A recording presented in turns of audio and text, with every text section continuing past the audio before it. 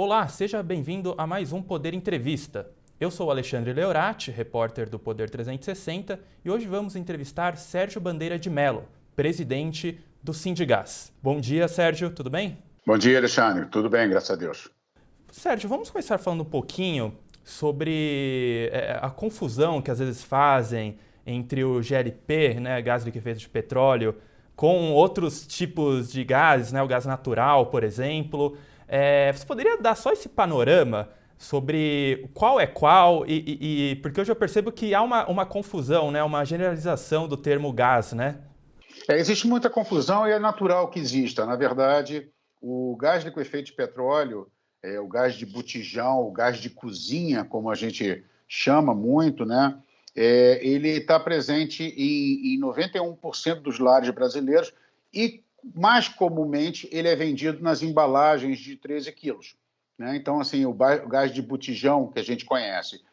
O que existe muita confusão é porque nos últimos anos se desenvolveu bastante o mercado de gás natural, né? E esse gás natural é o gás encanado de rua, que chega até as residências, chega até as indústrias, e aí muitas vezes as pessoas estão falando em medidas para baratear o preço do gás, aí fala que o preço do gás vai baixar e o preço do botijão.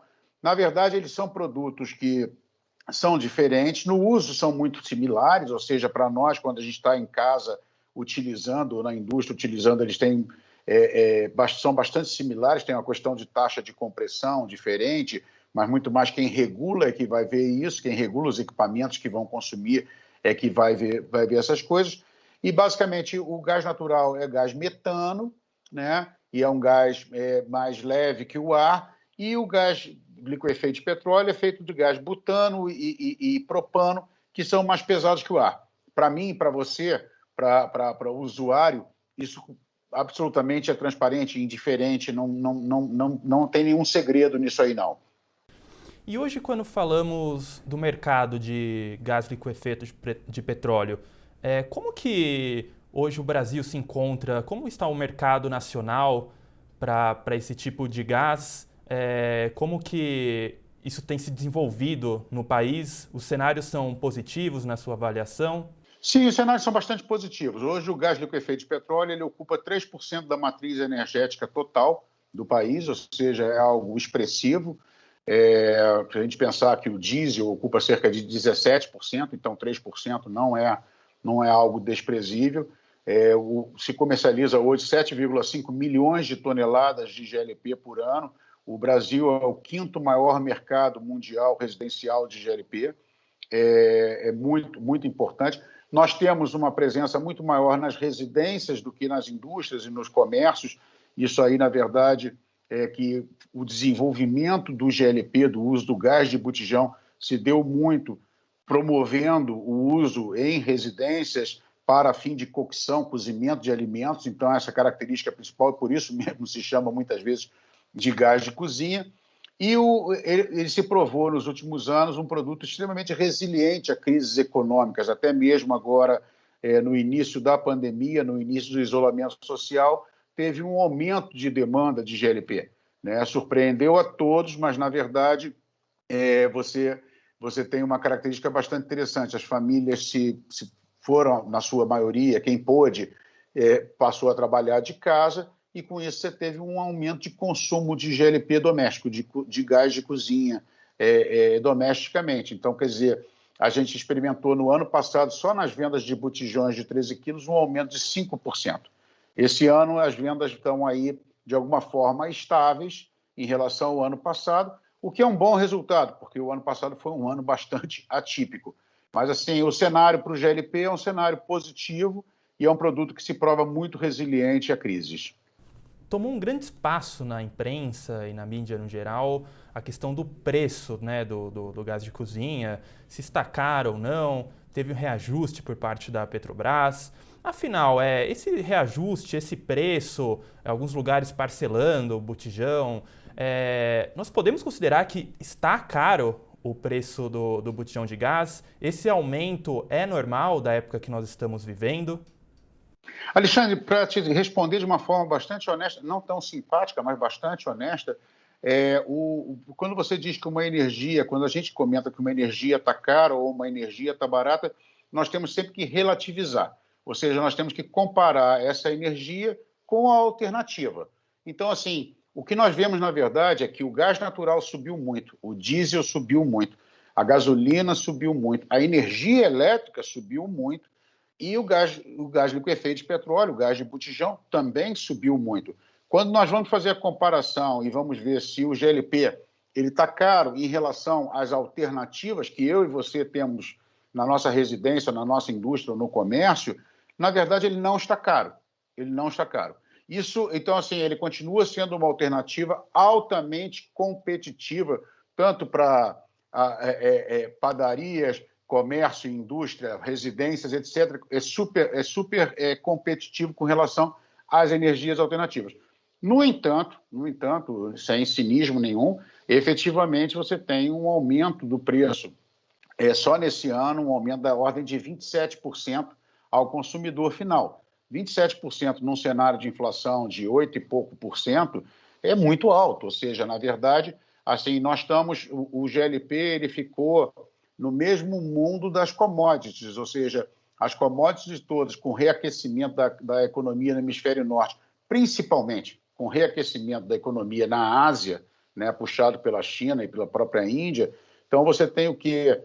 Carne subiu de preço, soja subiu de preço, milho subiu de preço, petróleo subiu de preço, derivados de petróleo, o GLP é um derivado de petróleo e derivado de gás natural, também subiu de preços de forma importante. Então, assim, o comportamento dos preços ele é indesejável, porque efetivamente a nossa inflação, a inflação doméstica ou a inflação dos comércios que utilizam essas commodities, entre elas o GLP, sentem muito fortemente, mas, na verdade, é um fenômeno que está acontecendo de forma geral. Não tem nada de absolutamente anormal. E, no caso do GLP, tem muito debate se a Petrobras deveria praticar o preço com relação ao mercado internacional ou se não deveria praticar o preço com o mercado internacional. Na verdade, assim, esse debate é um debate indevido, porque a empresa quem importar, não só a Petrobras primeiro importa 30% do GLP consumido no Brasil. Então, você tem que remunerar esse produto ao preço que você comprou. Não tem por que o acionista da Petrobras perder dinheiro na comercialização de GLP. E, além disso, com o processo de desinvestimento que a Petrobras está fazendo e o governo chamando privados para investir em infraestrutura, é muito importante que a precificação a precificação praticada pela Petrobras contenha uma atratividade para que outros investidores façam investimentos em infraestrutura. É sempre importante, quando a gente volta no setor de energia, a energia mais cara que pode existir é que nós precisamos e não está disponível. Então, assim, toda a política de precificação ela tem que ser feita de forma que exista a atração para que capital privado invista nesse setor, salvo o governo tivesse poupança pública suficiente para oferecer todo o GLP, que não é o caso, nós sabemos disso. Agora, nós temos também alguns fatores econômicos, principalmente falando de Petrobras. O senhor já citou, que é o desinvestimento, né, na companhia. 2, foram recentes mudanças, né, ou uma mudança na direção da companhia. E também temos o fator cambial, né, a alta do dólar. Esses 3 efeitos, eles interferem também diretamente no preço do gás? Definitivamente sim, definitivamente sim. Primeiro, a nova postura da Petrobras recente vem muito da necessidade da empresa gerar caixa, ou seja, dela gerar resultados e nesse sentido a empresa passou a precificar sem que tenha prejuízos na comercialização. A questão do desinvestimento já comentei, que é muito importante que exista espaço para a atração do capital privado. O mercado internacional, o preço subiu e nós fomos, no Brasil, duplamente punidos, né? Nós fomos duplamente punidos por quê? Nós fomos punidos, primeiro, porque o preço subiu em dólar e, além disso, nós tivemos uma desvalorização muito importante. Se nós pensarmos aqui, o início da pandemia, nós tínhamos um dólar na faixa de R$ 4,20 e hoje a gente chegou a 5,70 e hoje nós estamos aí patinando em torno de 5,20. Então, ou seja, nós fomos duplamente punidos E todos esses fatores, eles impactam diretamente na formação do preço final ao consumidor em reais. Não tem efetivamente como evitar isso. O consumidor, sim, ele tem algumas formas de trabalhar melhor com o produto, que é otimizar a utilização do produto, e nós fazemos em nossas empresas também associadas ao Sindigás, fazem muita divulgação de como as coisas de cozinhar com tampa fechada, usar o forno sequencialmente para mais de um produto, também fazem instruções para as empresas que consomem GLP para otimizar a utilização. E a outra coisa que nós, como consumidores, devemos fazer é entender que o GLP é um produto de preço livre. Então, na hora de comprar, a gente tem que pesquisar pelo menor preço. Ainda sobre essa troca de comando da Petrobras, por exemplo, como que o mercado reagiu nessa parte, na sua análise? Eu acho que o mercado reagiu bem. Na verdade, assim, o mercado ele sempre liga um sinal de alerta quando qualquer governo passa a fazer um movimento de intervenção em preços, de artificialização de preço. E não é um sinal que a gente diga assim, a favor ou contra o governo. É um sinal de investe ou não investe. Não é uma posição política. As empresas não têm posição política. O que elas têm, na verdade, elas entendem cada movimento que o governo ou o Estado faz como um vetor que vai direcionar o investimento, o apetite por investir, o apetite por não investir. Então, esse governo ou outro governo que façam movimentos em termos de artificialização de preços, ou seja, da impossibilidade das empresas maximizarem resultados e brigarem por posição de mercado, o que vai acontecer é simplesmente que as empresas dão um passo atrás e dizem, ok, então vocês vão prover todo o produto. O que aconteceu nas últimas décadas com a Petrobras. Ou seja, a Petrobras ela tinha, sim, um monopólio, ela foi forçada em vários governos de diferentes matizes a fazer artificialização do preço do GLP, da gasolina, do diesel, e quando ela teve que conviver com isso, foi delegada a ela a responsabilidade 100% do abastecimento nacional. Por uma razão simples, ninguém se predisporia a fazer investimento para garantir o abastecimento nacional e perder na comercialização do produto. Então, assim, os sinais para nós são muito transparentes, ou seja, no momento em que se faz um movimento por intervenção ou artificialização de preços, freia-se os investimentos, o que é muito ruim para o país. Mas nós não vimos houve muita discussão sobre o quanto intervir, mas nós não chegamos a ver nenhum movimento de intervenção real. E ainda sobre o preço do gás. Desde o começo da pandemia, houve um boom de projetos, de leis sobre aquela tarifa social, né? Para ajudar parte das camadas da população com um baixo nível de renda. Como que o Sindigás enxerga, analisa esse tipo de tarifa social? É um meio correto de lidar com, por exemplo, a pandemia, recesso econômico, o aumento do preço do gás? Ou existem outras possibilidades de tratar esse tema? Alexandre, a pandemia ela trouxe mais dramaticidade à questão das famílias em vulnerabilidade, né? Então, assim, na verdade, se nós formos ver com carinho, olharmos os dados da PNAD, da pesquisa do IBGE, ou olharmos os dados da EPE, Empresa de Pesquisas Energéticas, a PNAD do IBGE ela indica que no ano de 2019, 18,4% dos lares brasileiros usavam primordialmente lenha para cozinhar. Tá? E a Empresa de Pesquisas Energéticas apresenta um dado para o ano de 2019 de um consumo de que a lenha representa 26% da matriz energética residencial. Esses dados, eles são diferentes, um fica em torno de 20, outro fica em torno de 26, mas também nós estamos falando de frutas diferentes, são dados diferentes porque são análises, olhares diferentes, né? Independente deles serem precisos ou não serem precisos, já, na nossa visão, já merecem uma atenção do ponto de vista social, ou seja, na verdade, você tem parcela da sociedade com dificuldade de aquisição do GLP. Ou seja, a gente tem certeza no Brasil e no mundo que quando a sociedade tem a oportunidade de ter um energético conveniente, como é o GLP, a sociedade opta pelo GLP, né? Ou opta por um outro energético com o mesmo grau de confiança e facilidade de utilização. O que acontece no Brasil é que a gente vem com o hábito de fazer artificializações, no passado recente, artificializações generalizadas de preço. O que acontece? Essas artificializações generalizadas de preço atingem a Sérgio, a Manuel, a Carlos, etc., e atingem também as famílias em vulnerabilidade. O que acontece é que essa distribuição, esses subsídios ou essas artificializações, elas acabam atingindo faixas da população que não precisam de auxílio.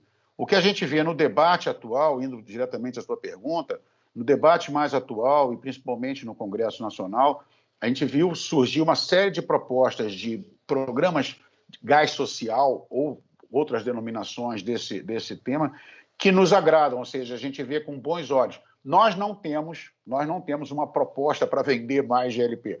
Né? Então, assim, a gente considera que nós estamos falando efetivamente de políticas públicas e quem faz política pública é governo. No máximo, nós fazemos provocação no seguinte sentido. Se eu tiver que fazer uma renúncia fiscal de R$1 bilhão para baixar o preço do botijão em R$1,80, ou se eu tiver que fazer uma renúncia de R$1 bilhão e direcionar esses recursos somente para as famílias mais vulneráveis, a gente acredita que tem mais eficácia, seria muito mais eficiente se fosse feito um trabalho nesse sentido, ou seja, Sérgio e Alexandre não precisam de subsídio.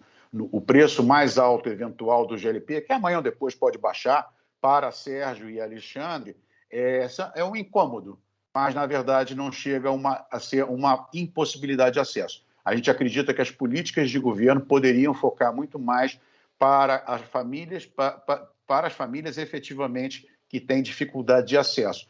E, para isso, existem programas muito bons. Nós temos exemplos como indiano, peruano, colombiano e muitos outros, em que o que se faz é a focalização. Primeiro se decide, Estado, o governo decide que faixa de renda que vão ser afetadas, as famílias que vão receber o incentivo ao uso do GLP, e esse incentivo é focalizado, ou seja, além de focalizado, tem destinação específica, ou seja, se cria algum tipo de cartão ou sistema por celular, né, em que a família recebe um crédito mensal, bimensal ou trimestral, não importa, e a família, quando vai comprar o GLP, somente quando vai comprar o GLP, ela tem aquele saldo positivo. Então, um botijão de gás custa R$80 e a família tem lá um saldo positivo acumulado nos últimos 2, 3 meses de R$30 a R$40. Então, ela percebe claramente que o Estado está dando a motivação para ela usar isso. Então, assim, a gente vê muitos programas, muitos projetos no Congresso Nacional que vão nessa direção e a gente acredita que esse é um bom debate.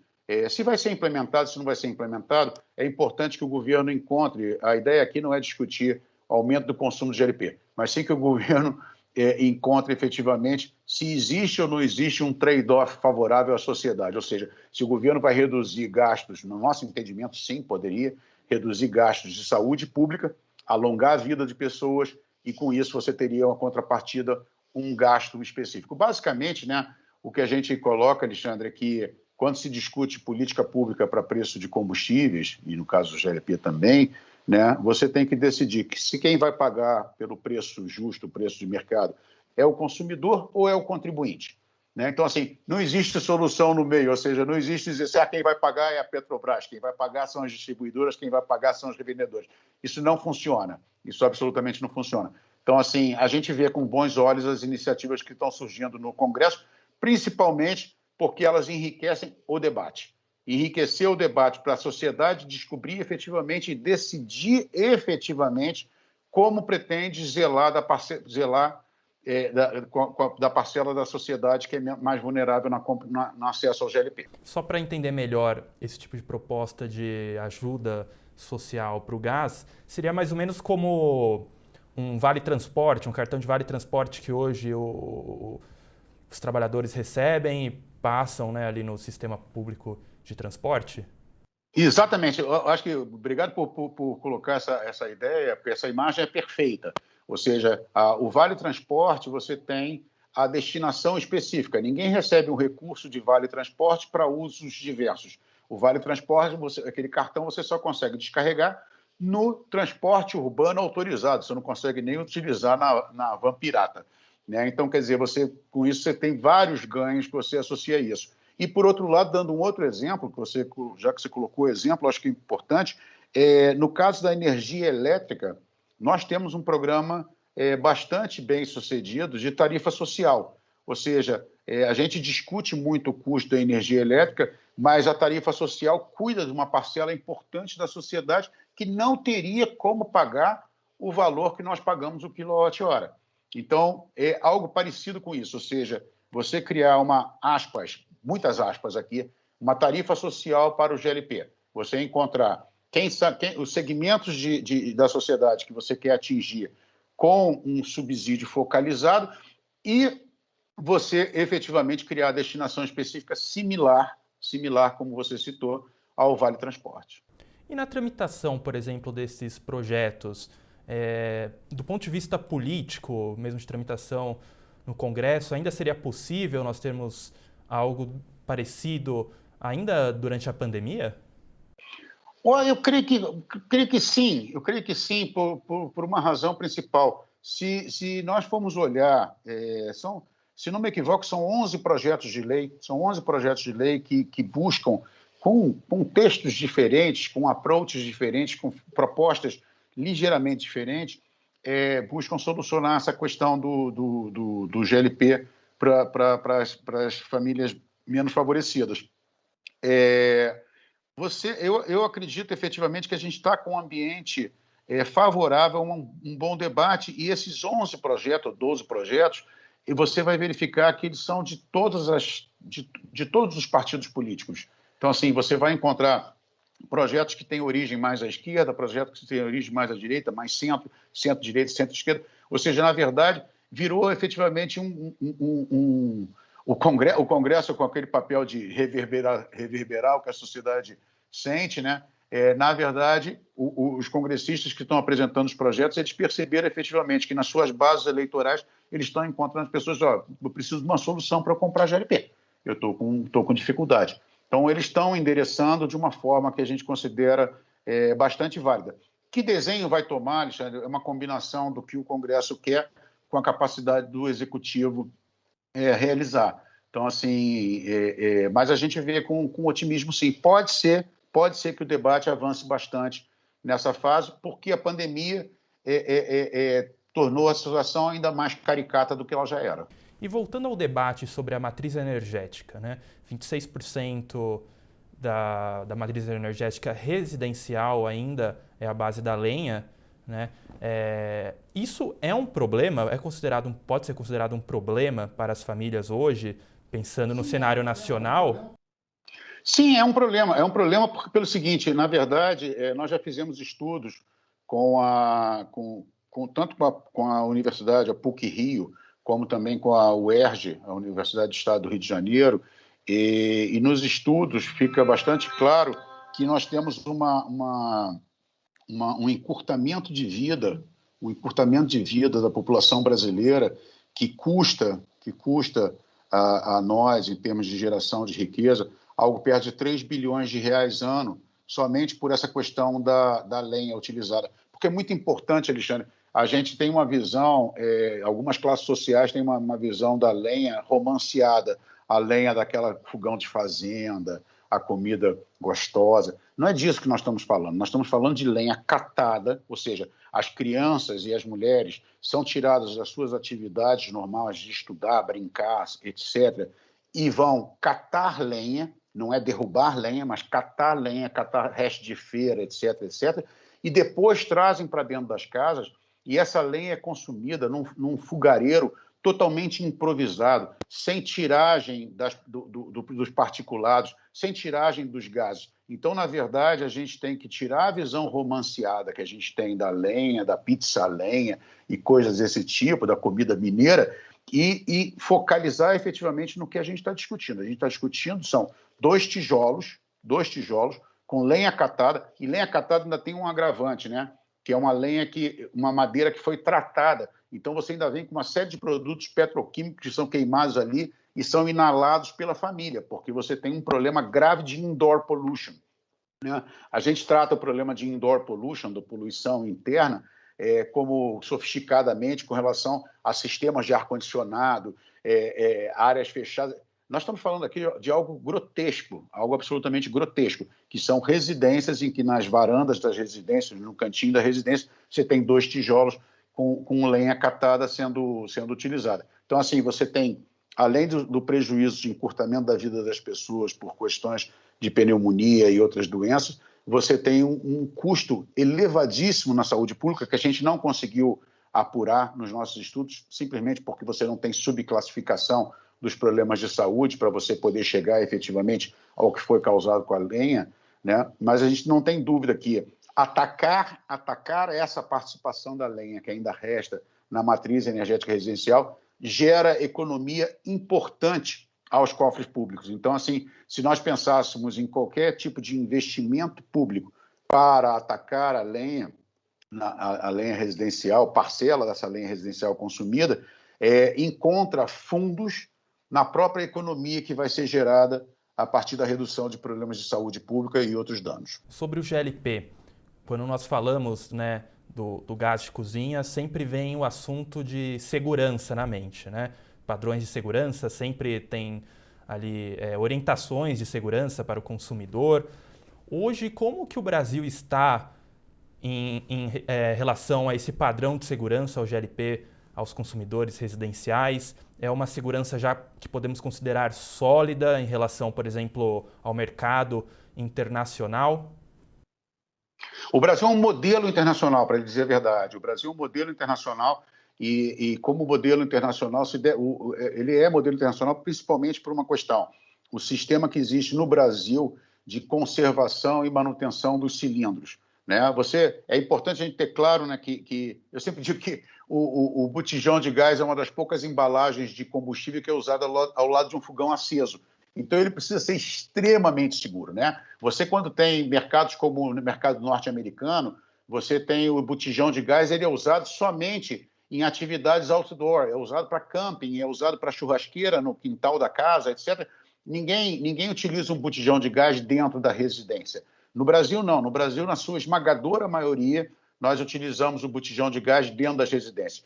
E, para isso, a Agência Nacional do Petróleo criou um sistema de responsabilização das distribuidoras sobre a manutenção desses cilindros. Então, o cilindro que está na minha residência ou na sua residência, a manutenção dele é responsabilidade das distribuidoras. Elas respondem criminalmente, civilmente e administrativamente por qualquer vício de qualidade nos cilindros. Isso criou um sistema incrível de requalificação e manutenção. Pra você ter uma ideia, são requalificados cerca de 1 milhão de botijões por mês no Brasil, às custas das distribuidoras, e o revendedor, o cliente, a cada compra que ele faz de uma nova carga de gás, ele recebe um botijão em perfeito estado de conservação. Então, esse sistema está atrelado a um sistema infalível, que é a marca estampada em alto relevo no corpo do botijão. Então, quem detém o direito da marca só pode engarrafar em cilindros que tenham as suas marcas de uso, e ele é responsável por qualquer vício que exista, tanto quanto a qualidade de produto, quantidade de produto, quanto também a qualidade e integridade do vaso de pressão.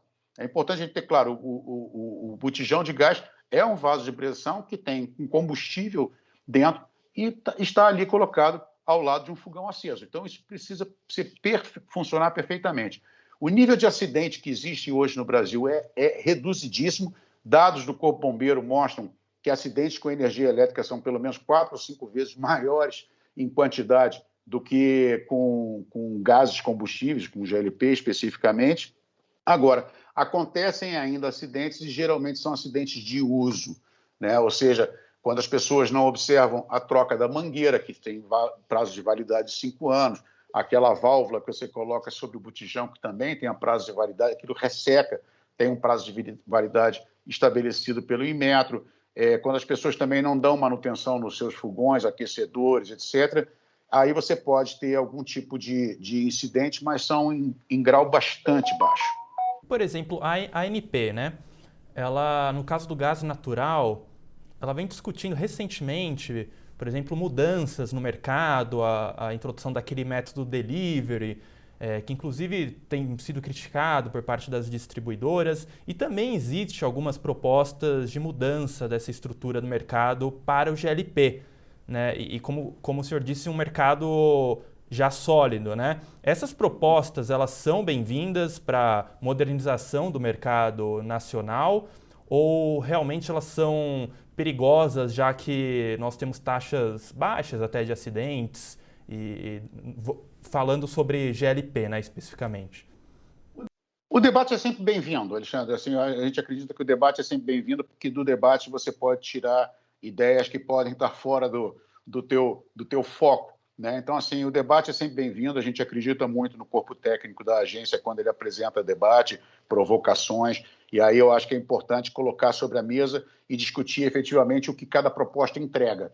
O que a gente vê com muita antipatia, efetivamente, é a forma que algumas propostas são apresentadas. Te dou um exemplo. As pessoas falam assim, venda de GLP em menores quantidades, você dá uma carga incompleta no botijão, porta a porta, um caminhãozinho de delivery que iria lá e dar um jatinho, um pouquinho, R$5 de gás, coisas desse gênero. E as pessoas alegam que isso tudo seria feito com redução do custo para o consumidor final. Então, assim, esse para a gente vê, na verdade, como uma espécie de elixir do amor, tá? É uma promessa que não se concretizará nunca, né? Porque, na verdade, você tem o quê? Você tem que qualquer produto vendido em menor quantidade, o amendoim de 1 quilo, o amendoim de 20 gramas, por quilo vai ser muito mais caro o amendoim de 20 gramas.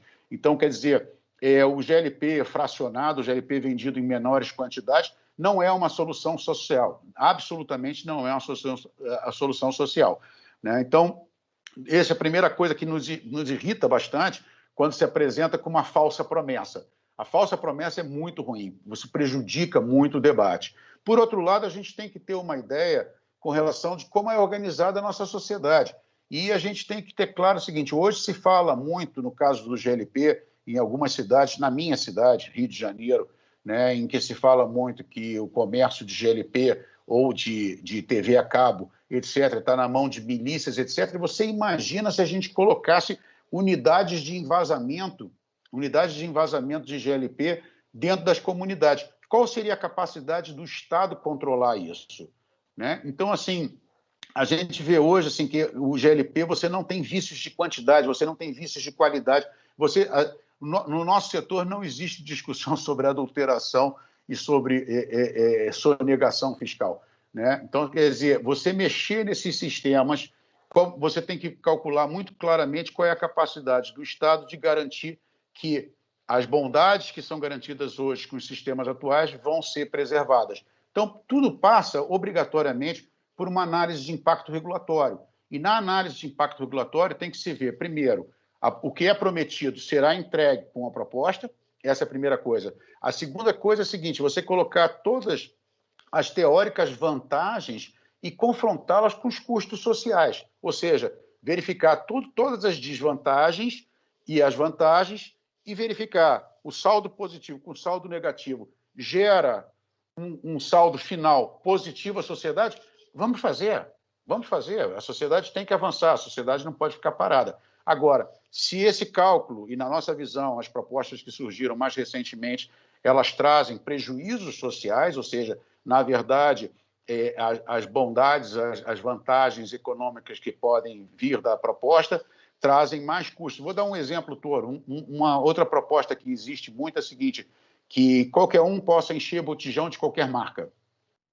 O que acontece é o seguinte, com o sistema que eu expliquei ainda há pouco de requalificação, manutenção e responsabilização das empresas que detêm direito de marca, os botijões no Brasil hoje vivem 40 anos. No México, onde você não tem esse direito de marca, os botijões não chegam a 15 anos. Quando você faz o cálculo disso, o prejuízo para a sociedade com o encurtamento das embalagens, isso não falando do prejuízo do ponto de vista ambiental, tá? Mas assim, só do prejuízo econômico, efetivamente, com o encurtamento da vida de 45 anos, 40 anos, para 15 anos ou menos, geraria para o consumidor um aumento de custo do GLP. Então, assim, todos esses dados têm que ser colocados dentro de um cálculo consciente e verificado. Mas o debate para nós sempre é bom, tá? O que a gente tem com relação a alguns projetos, a gente tem antipatia principal, a nossa principal antipatia são com as promessas falsas. Então, nesse caso, por exemplo, um consumidor que mora sozinho e quer economizar, e no meio dessa proposta de poder reduzir, né, a quantidade de gás comprado, existe, então, pelo que eu entendi, um lado de realmente eu posso pagar mais barato por isso, mas também se isso seria possível de ser controlado pelo Estado. Seria essa a preocupação? Você tem os diversos custos que você tem que levar em conta, né? Você tem desde o custo que o produto custaria mais caro por ser fornecido em quantidades menores, até o custo do Estado de conseguir garantir a integridade, a qualidade dos produtos. É importante, quando a gente fala em quantidades menores, todo mundo conhece o botijão de 13 quilos, e eu mesmo, quando falo, só falo do botijão de 13 quilos, mas no mercado brasileiro é oferecido botijão de 5, 7, 8, 10 e 13 quilos. E o consumidor, a cada vez que ele quer comprar uma carga de gás, ele pode migrar de um botijão para o outro sem pagar pela embalagem. Ele só compra a carga de gás. O revendedor ou o distribuidor é obrigado a receber a outra embalagem, menor ou maior, como se fosse a própria embalagem que ele está entregando. Como também ele tem total portabilidade entre marcas. Hoje ele compra Sérgio Gás, devolve o cilindro Sérgio Gás para o Alexandre Gás e o Alexandre Gás entrega um cilindro Alexandre Gás para ele sem cobrar nada essa portabilidade e sem ter que assinar nenhum documento de responsabilidade nem nada. O sistema hoje, a regulação, ela permite essa movimentação. E mais ainda, você tem uma outra questão ainda quando se fala, e hoje ficou bastante comum, que as pessoas compram, as pessoas preferem o botijão de 13 quilos, mas utilizam bastante o seguinte, pagar no cartão em 2, 3 vezes, que é uma forma de você reduzir seu ticket médio mensal, né, sem que você seja onerado por estar comprando uma embalagem menor. Porque a embalagem menor ela é mais cara por quilo. Isso não tem que fazer, isso não tem mágica. Sempre será assim. Para finalizarmos, para o consumidor final, né, que sente no seu orçamento mensal o preço do GLP, quais são as principais orientações de economia para o GLP, para o consumidor final, e também as principais orientações de segurança para evitar possíveis acidentes residenciais? Eu diria, Alexandre, que as principais oportunidades de economizar, a primeira delas é saber que o produto não tem preço controlado, é preço livre. Então, a minha recomendação é que o usuário ele sempre tenha uma marca de preferência, seja fiel à sua marca de preferência, coloca lá 3 ímãs de geladeira na sua geladeira para verificar, para telefonar, verifica o preço em cada uma das lojas de confiança, não compre em revendedor não autorizado, não compre na padaria, em casa de ração, etc., que você vai estar tendo problemas depois de assistência técnica. Procura dentro das marcas, da sua marca de confiança, o melhor preço. E também quem consegue te entregar o gás na velocidade que você quer, né? Essa é uma primeira dica de economia. A segunda dica de economia, o segundo grupo de economia é racionalizar a sua cozinha, falando do uso doméstico, é racionalizar a sua cozinha, é procurar cozinhar os alimentos em horário próximo, usar a panela proporcional à boca de fogão, não usar aquela boca enorme para uma panelinha, porque você vai estar jogando gás fora, vai estar jogando energia fora, utilizar panelas fechadas, usar e abusar de panela de pressão sempre que possível. Então, quer dizer, aquelas dicas todas que a dona de casa conhece e que muitas vezes relaxa, né? Então, assim, essas são dicas que são fundamentais. Com respeito à segurança, as dicas de segurança elas são muito simples. Na verdade, a primeira coisa que você deve ver que são 90% dos casos de acidentes com o GLP estão ligados ao vencimento da mangueira e da válvula reguladora. É impressionante como as pessoas negligenciam isso. E, na verdade, aquela mangueira tem que ser aquela mangueira transparente, com uma linhazinha amarela nela, com o símbolo do Inmetro. E quando você compra, no momento que se hoje você for comprar, ela vai estar escrito lá 2026. Em 2027 você tem que jogar fora e comprar outra. E a gente está falando alguma coisa que o conjunto da válvula e a mangueira, a gente está falando em torno de 40, 50 reais, ou seja, é insignificante quando a gente fala em 5 anos e vale a segurança da família. E de resto é observar o seguinte, que todo ambiente em que você tem um equipamento que consome gás, né, que consome GLP, esse ambiente ele tem que ser minimamente ventilado. Não pode ter janelas hermeticamente fechadas, nem pode ter portas hermeticamente fechadas. Sempre tem que ter uma fresta embaixo da porta, uma janela entreaberta, para que, em caso de vazamento de gás, ele tenha por onde escapar. Você vai simplesmente perder o dinheiro, o valor, mas você não vai perder a vida nem outros patrimônios. Então, é muito importante que você tenha como escapar e sempre lembrando, o gás, o GLP, ele é inodoro na produção, ele não tem cheiro nenhum, mas é colocado um produto mercaptano que dá a ele um cheiro, um odor bastante desagradável. Sentiu esse odor, esse vazamento, tenta, primeiro desliga tudo, tenta controlar o vazamento, não conseguindo controlar o vazamento, liga para o corpo bombeiro, liga para o seu revendedor ou para a sua distribuidora e vão te atender imediatamente. Abra as portas, abra a janela e não conecte nenhum equipamento eletrônico ou não faça nenhuma ignição de calor. Muito obrigado, Sérgio, pelo seu tempo e também muito obrigado a você que nos acompanhou. Não se esqueça de se inscrever no nosso canal e também deixar o joinha neste vídeo. Até mais!